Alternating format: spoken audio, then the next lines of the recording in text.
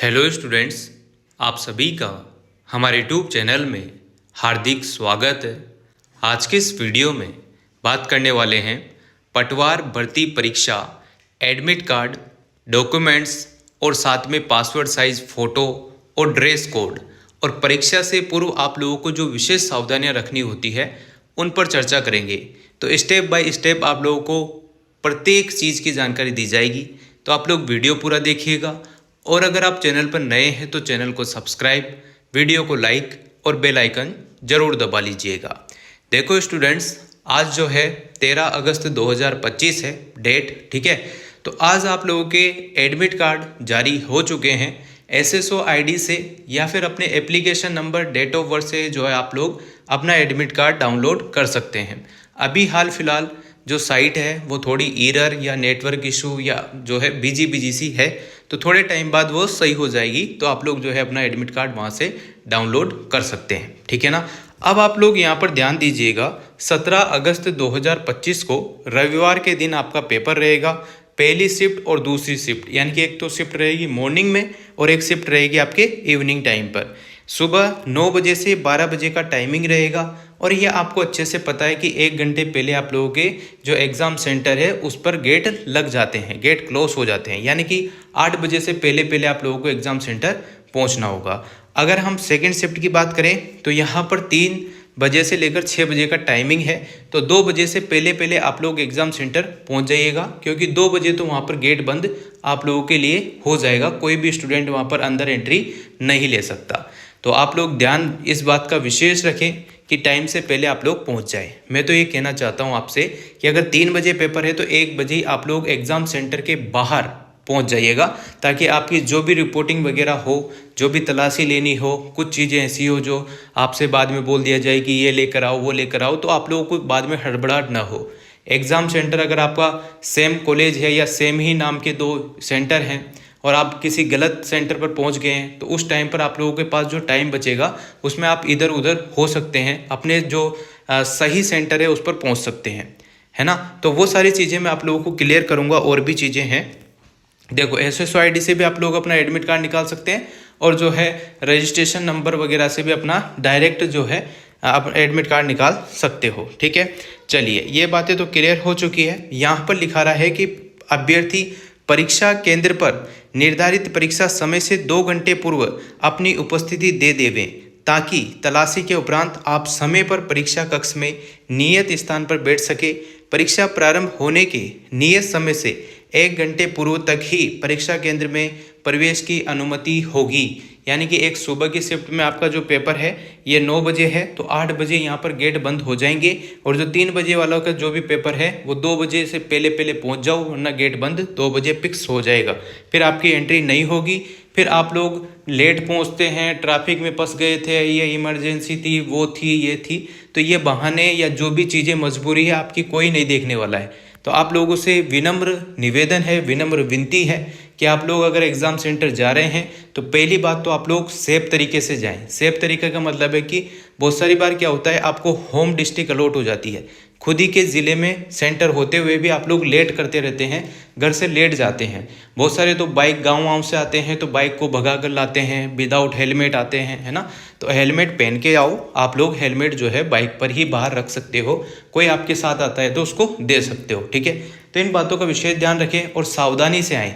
ऐसा नहीं है कि आप हीरो बनकर आ रहे हो, स्पीड पे ला रहे हो गाड़ी को, है ना।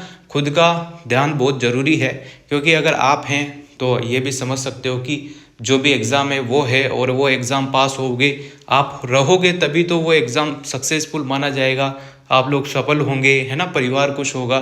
तो सब चीज़ें ध्यान रखते हुए आप अपनी जो है अपने स्वास्थ्य की खुद की देखरेख करते हुए आप लोग एग्ज़ाम सेंटर 2 घंटे पहले पहुंच जाइएगा।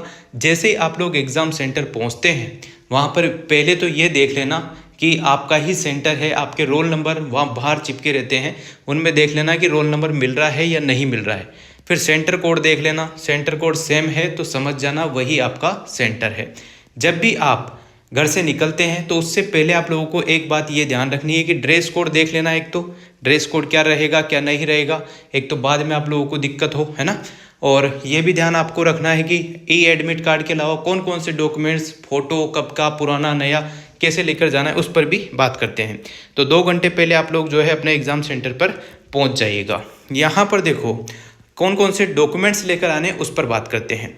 परीक्षा केंद्र पर अपना प्रोविज़न ई प्रवेश पत्र, जो आप लोग एडमिट कार्ड है जो ऑनलाइन निकलता है, उसकी प्रिंट आप लोगों को लेकर जानी है। रंगीन या ब्लैक एंड वाइट जैसा भी लेकर जाए, कोई दिक्कत नहीं है, ठीक है ना। एक मूल फोटो युक्त पहचान पत्र, आधार कार्ड से पहचान सुनिश्चित की जाएगी। तो यहाँ आधार कार्ड का जिक्र है तो आप लोग आधार कार्ड लेकर जा सकते हैं, ठीक है ना। और यहाँ पर अगर किसी और भी डॉक्यूमेंट्स का जिक्र होगा तो आप लोग वो भी लेकर जा सकते हैं, ठीक है। और भी चीज़ें हैं, जैसे किसी के पास अगर आधार कार्ड में दिक्कत है, जैसे बचपन का ही फ़ोटो लगा हुआ है, अपडेट नहीं करा पाया हो, डेट ऑफ बर्थ में कोई मिस्टेक हो, पिता के नाम में माता के नाम में, तो वो आधार कार्ड की जगह यहाँ पर जो है पैन कार्ड ले जा सकता है, पासपोर्ट ले जा सकता है, ड्राइविंग लाइसेंस ले जा सकता है। मतदाता पहचान पत्र में से किसी एक कोई मिलान किया जाएगा। तो आधार कार्ड है तो वो भी ले जा सकते हैं, और अगर आधार कार्ड में कोई मिस्टेक है तो आधार कार्ड के अलावा इनमें से कोई सा भी डॉक्यूमेंट्स ले जा सकते हैं। दोनों भी साथ में लेकर जा सकते हैं, कोई दिक्कत नहीं है। ये चीज़ें क्लियर हैं, ये चीज़ें समझ में आनी चाहिए, है ना। एक तो ई एडमिट कार्ड हो गया जो आपका ऑनलाइन निकलता है ई मित्र से, या आप खुद भी निकाल सकते हो, ठीक है। और एक हो गया आपका पहचान पत्र, ओरिजिनल पहचान पत्र लेकर जाना है।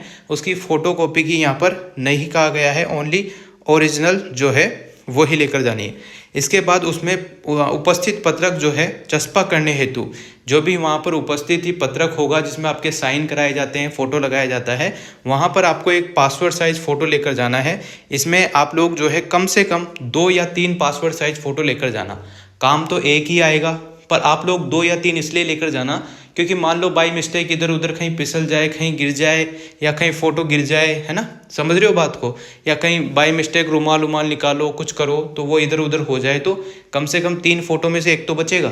तो इस प्रकार से आप लोग ले जा सकते हैं। ज़्यादा ले जाओगे तो क्या दिक्कत है, कोई दिक्कत नहीं है। पासपोर्ट साइज़ फ़ोटो आप अंदर लेकर जा सकते हैं, 2 या 3 जो भी लेकर जाना चाहते हैं ले जा सकते हैं। स्वयं का नवीनतम रंगीन मूल फोटो जो मैरिज मॉर्फ्ड या टेम्पर्ड किया हुए न हो, 1 माह से अधिक पुराना भी न हो। सभी फोटोग्राफ की सॉफ्टवेयर से जांच की जाएगी और नीले रंग की स्याही का एक पारदर्शी बॉल पेन साथ लेकर आवे। इसके अलावा कोई अन्य सामग्री परीक्षा केंद्र पर लेकर नहीं आनी है, ठीक है ना। ओनली एक पारदर्शी बॉल पेन ही यहाँ पर अलाउ है। आप लोग 2 लेकर जाना, ठीक है, कोई दिक्कत नहीं है। 2 बॉल पेन लेकर जाओ, एक अटक गया तो फिर क्या करोगे, इसलिए 2 लेकर जाना। फिर वहाँ पर अगर एंट्री नहीं देते हैं तो एक पेन को कहीं पर भी रख दीजिएगा, कोई दिक्कत नहीं है।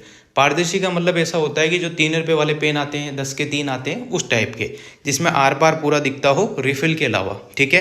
तो ये चीज़ें आपको ध्यान रखनी है। अगर हम पासपोर्ट साइज़ फ़ोटो की बात करें पुराना नया, तो अगर आपकी शक्ल में ज़्यादा चेंज नहीं हुआ है, या आपकी जो हेयर स्टाइल है, या बहुत सारी चीज़ें जैसे किसी की ब्रीड वगैरह में, है ना, महिलाओं के अगर चेहरे पर कुछ दिक्कत नहीं है, पहले जो फ़ोटो था वही मिलान कर रहा है, तो आप लोग वो ले जा सकते हैं, कोई दिक्कत नहीं है।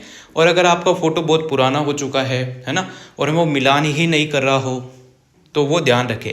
जिनके चश्मे वाला फ़ोटो लग रहा है वो जिनके चश्मे वाला फ़ोटो जो ऑनलाइन फॉर्म भरा था, अगर वहाँ पर लग रहा है तो चश्मे वाला फ़ोटो ही लेकर जाएं, है ना। क्योंकि बाद में अगर कोई मिस्टेक कर दे, कोई कुछ कह दे, या फिर दोनों ले जाओ, एक अगर चश्मे वाला है तो वो भी ले जाओ फ़ोटो, और दूसरा है वो भी ले जाओ, जो चल जाए उसको लगा देना, ठीक है। तो इस बातों का आप लोग विशेष ध्यान रखेंगे, क्योंकि वहाँ पर कोई इशू हो परीक्षा के टाइम तो हड़बड़ाहट बहुत ज़्यादा होती है, प्रेशर ऐसे ही एग्ज़ाम का बहुत ज़्यादा रहता है, और फिर अगर ये छोटी मोटी चीज़ें आपको डिस्टर्ब कर दे तो आप समझ सकते हैं कि कैसा क्या होता है ना। तो पहले से ही आप लोग तैयार होके जाएं। किसी भी प्रकार का फ़ोटो जो पासपोर्ट साइज़ हो वो मॉर्फेड ना हो, टेम्पर्ड ना हो, है ना, पुराना उराना ना हो ज़्यादा, इस बात का ध्यान रखेंगे। नॉर्मली फ़ोटो होना चाहिए पासपोर्ट साइज़, उस पर डेट वेट लिखी हो नहीं लिखी हो, ये चीज़ें आप लोगों पर ज़्यादा लागू नहीं होती है। नॉर्मल फ़ोटो आप लोग ले जा सकते हैं पासपोर्ट साइज़।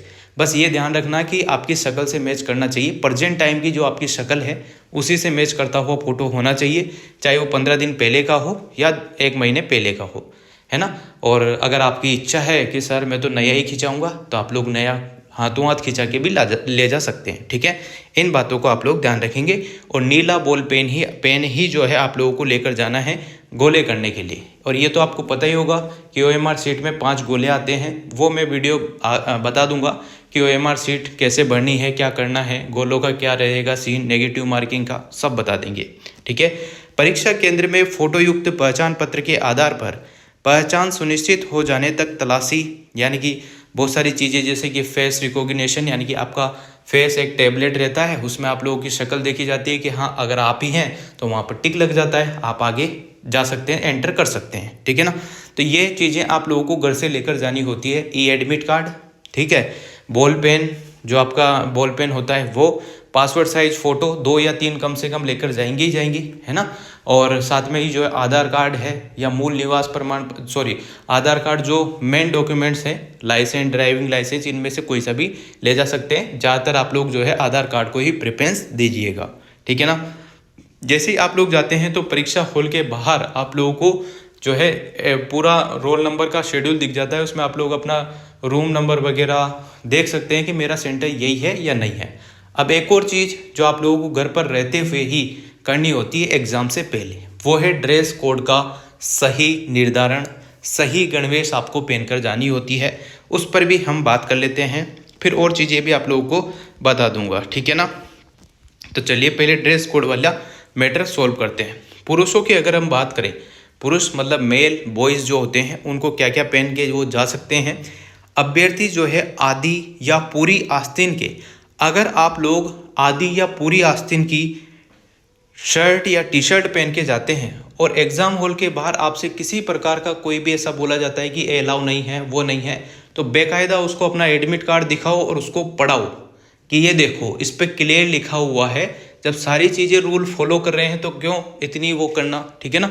तो आप लोग बता सकते हैं बेकायदा कि सर या जो भी महोदय हैं वहाँ पर, उनसे कहो कि देखो यहाँ पर क्लियर लिखा हुआ है कि पुरुष अभ्यर्थी आधी या पूरी आस्तीन के शर्ट और टी शर्ट, ठीक है ना, शर्ट भी पहन सकते हो और टी शर्ट भी, कुर्ता पजामा, ठीक है ना। कुर्ता पजामा मतलब कि वो रहता है ना जो टीचर वगैरह पहनते हैं, नॉर्मल कुर्ते पजामे जिन पर किसी प्रकार का कोई भी चीज़ वीज नहीं लिखी हो, कोई फैंसी ना हो, नॉर्मल, है ना, वो कुर्ता पजामा। पैंट पहनकर जा सकते हैं, पैंट मतलब कि फॉर्मल पैंट पहन सकते हो, और लोअर जो पजामा होता है नॉर्मली जिस पर कुछ भी ना लिखा हो वो पहन सकते हो। टी शर्ट, शर्ट, पैंट जो फॉर्मल है वो पहन सकते हो, सादा जो पैंट होती है वो।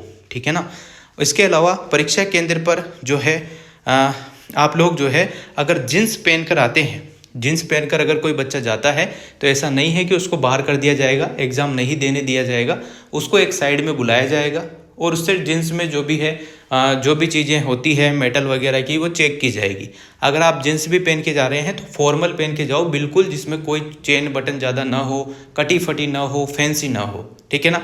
तो यहाँ पर आप लोगों से एक फॉर्म भराया जाएगा, जो जींस पहन के जाएंगे उनसे फॉर्म भराया जाएगा ताकि उनके पास कोई ब्लूटूथ डिवाइस या कुछ ऐसी चीज़ तो नहीं है जो बाद में दिक्कत दे जाए। तो वचन पत्र भरवाया जाएगा जो जींस पहनकर जाएंगे।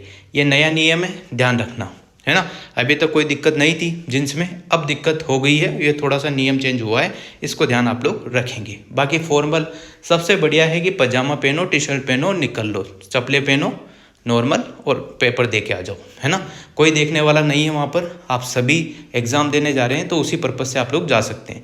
और कोई आप लोगों को कोई एडवर्टाइज भी देखने को नहीं मिलेगा कि ऐसा करो, वो करो, यहाँ फॉर्म भरो, वो करो। ये चीज़ें अगर आपको इनसे बचना है तो आप लोग लोअर टी शर्ट या फिर फॉर्मल पैंट और फॉर्मल शर्ट पहन के आप लोग और स्लीपर पहन जाओ, नॉर्मली जा सकते हो। ठीक है।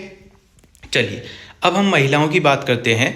तो महिला अभ्यर्थी जो भी हैं, पहली बात ये ध्यान रखें कि आप अगर किसी भी पोस्ट पर कार्यरत हैं, गवर्नमेंट सर्वेंट ऑलरेडी हैं, तो भी आप ये ध्यान रखिएगा कि आप एक अभ्यर्थी हैं, एग्ज़ाम देने जा रहे हैं, चाहे आप किसी भी पोस्ट पर हो, कोई दिक्कत नहीं है। और अगर आप बेरोज़गार भी हैं, किसी प्रकार की जॉब आपके पास नहीं है, आप पहली बार एग्ज़ाम दे रहे हैं, तो भी आप लोगों को यही ध्यान रखना है कि आप एक स्टूडेंट के तौर पर एग्ज़ाम देने जा रहे हैं। तो बिल्कुल ये आपको ध्यान रखना है कि बहुत सारी महिलाएं क्या करती है, जूडे बना लेती है, कोई क्या करती है, कोई ऐसे पहन के आती है वैसे, तो आप लोग इनसे बचें, मेरा तो यही कहना है। बाकी फिर आपकी जो इच्छा, अगर आप लोग सही कपड़े पहन के जाएंगे, सही का मतलब जो यहाँ पर लिखे हुए हैं, जो यहाँ पर इन्होंने बता रखे हैं, वही आप पहन के जाते हैं तो आपको कोई दिक्कत नहीं आएगी, आपको कोई रोका टोकी नहीं की जाएगी। और अगर आप फिर फैंसी ड्रेस ये वो पहन के जाते हैं रूल के खिलाफ, तो फिर आपको दिक्कत हो सकती है। महिला अभ्यर्थी सलवार सूट पहन सकती है, वो भी फॉर्मल, जिन पर ज़्यादा कोई चीज़ें ना हो, है ना, कटा फटा ना हो, समझ रहे हो बात को। एक नॉर्मल जो होता है, सादा जो कपड़े होते हैं, सलवार सूट, वो पहन सकते हो। चुन्नी या साड़ी पहन सकते हो आप लोग, है ना। साड़ी भी ऐसी पहने जिसमें ज़्यादा फूल पत्तियाँ ना हो, नॉर्मल हो। फिर उसके बाद आधी या पूरी आस्तीन का कुर्ता या ब्लाउज पहनकर और बालों में जो है साधारण रबड़ बैंड लगाकर आएंगे, ठीक है। साधारण रबड़ बैंड लगानी है बालों में, खुले बिखेर के नहीं आना, ऐसा कुछ लिखा हुआ है। जींस पहनकर आने की अनुमति कतई नहीं है। कतई मैंने बोल दिया, बाकी इसमें लिखा है नहीं होगी। यदि अपवाद स्वरूप कोई महिला अभ्यर्थी जींस पहनकर आती है तो उसे परीक्षा से वंचित नहीं किया जाएगा। उसके महिला अधिकारी जो पुलिस वालियाँ हैं, मतलब जो पुलिस डिपार्टमेंट से महिलाएं हैं, वो उनकी जांच करेगी। अगर उनके पेंट में या कुछ ऐसी चीज़ ब्लूटूथ से संबंधित, चीटिंग से संबंधित पाई जाती है, या ऐसे थोड़ी बहुत जो है सुरक्षा के हिसाब से जांच की जाती है, आप समझ गई होंगी, तो उसी हिसाब से जांच की जाएगी और एक वचन पत्र आप लोगों से भराया जाएगा जींस पहनकर आने पर। तो ऐसी झंझटी क्यों पालते हो, जींस पहनकर भी आओ फिर वचन पत्र भी भरो, इतनी मेहनत क्यों करनी है, एग्जाम के लिए ही दिमाग लगाओ ना, है ना। तो सीधी सी बात है, घर में और भी कपड़े पड़े होंगे, एक दिन के लिए मैनेज कर लो। 3 घंटे का पेपर है तो उस हिसाब से आप लोग मैनेज कर सकती हैं। इसके बाद देखो, परीक्षार्थी पूरी आस्तीन का कुर्ता, शर्ट, ब्लाउज आदि पहनकर आ सकते हैं। अब आप लोग ये सोच रहे होंगे कि सर हम तो बॉयज़ हैं, ब्लाउज कैसे पहने। ऐसी बात नहीं है, ये महिलाओं के लिए है, कॉमन सेंस है ना। किंतु अपनी वेशभूषा में बड़ा बटन, मेटल बटन, किसी प्रकार के ब्रोच, जड़ाऊ पिन या बेज या फूल आदि लगाकर आने की अनुमति नहीं होगी। यानी कि किसी प्रकार का कोई, ये तो आप समझ ही गए होंगे। ज़्यादातर आप लोग ये भी ध्यान रखना कि जो चेक्स के कपड़े होते हैं, मतलब जिन्हों पे दब्बे दब्बे फूल पत्ती, पेंटिंग, ड्राइंग, एडिडास, पूमा ये लिखा हो, ये नहीं पहन के आने, नॉर्मल, इस पर कुछ भी ना लिखा हो। ज़्यादातर ये ध्यान रखना, क्योंकि बहुत सारी बार रूल मतलब वहाँ पर स्ट्रिक्ट फॉलो नहीं होते हैं, नॉर्मली आपको भेज दिया जाता है, पर बहुत सारे सेंटर पर स्ट्रिक्ट रूल फॉलो होते हैं पूरे। तो इन बातों का ध्यान आप लोग रखें और आप जो है एग्ज़ाम से वंचित ना रहें, टाइम आपका वेस्ट ना हो। इस वजह से मैं बोल रहा हूँ कि जितना फॉर्मल पहन के जा सकते हो पहन के जाइएगा, ठीक है ना। परीक्षार्थी लाख या कांच की पतली चूड़ियों के अलावा किसी भी प्रकार के, जो महिलाएं हैं उनकी बात की जा रही है, तो लाख और कांच की चूड़ियाँ ही आप लोग पहन के जा सकती है। बाकी किसी प्रकार का जेवरात या अन्य प्रकार की चूड़ियाँ, कान की बाली, एयरिंग, अंगूठी, ब्रासलेट, मंगलसूत्र नहीं पहन के जा सकती है, ठीक है ना। ये जो भी सोने चांदी की चीज़ें हैं, कान के, ये सब घर पे छोड़े आओ, या फिर जो भी आपके साथ, या तो आपके पति आए हो या कोई भैया आए हो या जो भी आपके फैमिली से आया हो, उनको बाहर ही दे दीजिएगा, ठीक है।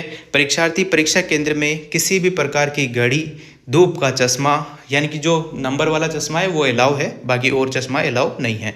Belt, handbag, hairpin, कंडा ताबीज जो है, ये सारी चीज़ें अलाउ नहीं है ना।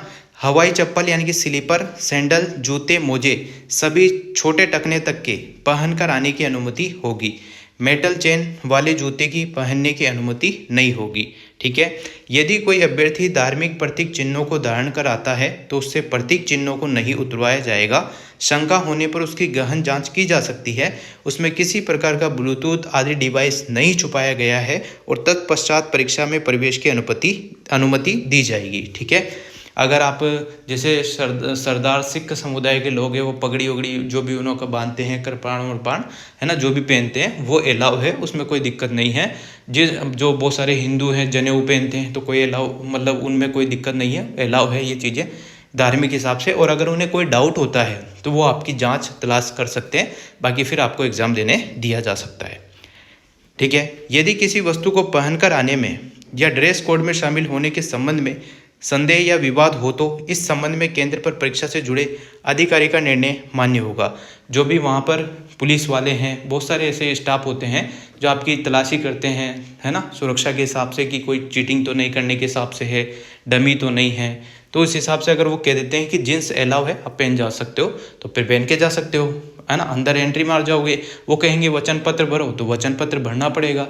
और अगर वो कह देंगे कि कोई दिक्कत नहीं है तो चले जाओ, वो मतलब उन्हों के ऊपर डिपेंड करता है उस टाइम पर। तो आप लोग बचें इन चीज़ों से और आराम से 2 घंटे पहले आप लोग जाएंगे। किसी प्रकार के आपको किसी भी डॉक्यूमेंट्स की फ़ोटोकॉपी की आवश्यकता नहीं है, ठीक है। ये सारी चीज़ें हैं इसमें। बाकी अगर आप किसी भी केस में पकड़ा जाते हो नकल करते हुए, तो आपको जेल भी हो सकती है, 10 लाख से 10 करोड़ तक का दंड भी मिल सकता है और 10 वर्ष तक आप लोग किसी परीक्षा में बैठने लायक भी नहीं रहेंगे। ये चीज़ें यहाँ पर लिखी हुई है, बाकी आप लोग देख लीजिएगा, है ना। और प्रत्येक आपत्ति के परीक्षार्थियों को निर्धारित शुल्क 100 रुपये रहेगी। वो बात की बातें हैं ये तो, ठीक है भाई। ये चीज़ें थी जो आप लोगों को जानना बहुत ज़रूरी थी। 5 ऑप्शन आपके OMR शीट में आएंगे। OMR शीट का विशेष ध्यान रखना। एक वीडियो आ जाएगी जिसमें आपको बता दिया जाएगा कि OMR शीट कैसे भरनी है, कैसे क्या करनी है। और किसी भी प्रकार की और चीज़ें नहीं लेकर जानी है, पेंसिल वगैरह, कटर वगैरह, नोटबुक वगैरह ये नहीं लेकर जाने हैं। इन चीज़ों का आप लोग विशेष ध्यान रखेंगे। और एग्ज़ाम जब भी देने आप जाएँ तो सावधानी से जाएँ, अपना विशेष ध्यान रखें। ड्रेस कोड मैंने बता ही दी है और जो भी डॉक्यूमेंट्स थे वो भी बता दिए हैं। और साथ में ही आप लोग एग्ज़ाम सेंटर जब भी पहुँचे उससे ये मतलब ये मान के चलो 9 बजे पेपर है तो 7 बजे 7:30 बजे तो आप लोग एग्ज़ाम सेंटर के जस्ट बाहर खड़े होने चाहिए। और एक बार अपना रोल नंबर और एग्ज़ाम सेंटर ज़रूर चेक कर लेना ताकि आपको दिक्कत ना हो। क्योंकि बहुत सारे बच्चे क्या करते हैं, एंड टाइम पर फिर देखते हैं कि हाँ अब गेट बंद होने वाला है 8 बजे, देख लेते हैं चलते हैं अंदर, तो फिर पता चलता है कि वो सेंटर नहीं है, कोई उसी नाम का कोई दूसरा सेंटर है, तो आपको दिक्कत हो सकती है। तो इन बातों का आप लोग विशेष ध्यान रखें और इस हिसाब से अपना बेस्ट देने की कोशिश करें, है ना। और नेगेटिव बातों से बचें, नेगेटिव लोगों से बचें कि कोई कुछ बोल रहा हो, कोई कुछ बोल रहा हो। आप अपना काम करें शांति से और अपने घर शांति से वापस पहुंच जाएं। फिर उसके बाद जैसा आपको करना है वो कर सकते हैं। Thank you so much. Video अगर आपको अच्छी लगी हो तो like, comment, share and subscribe. Wish you all the best.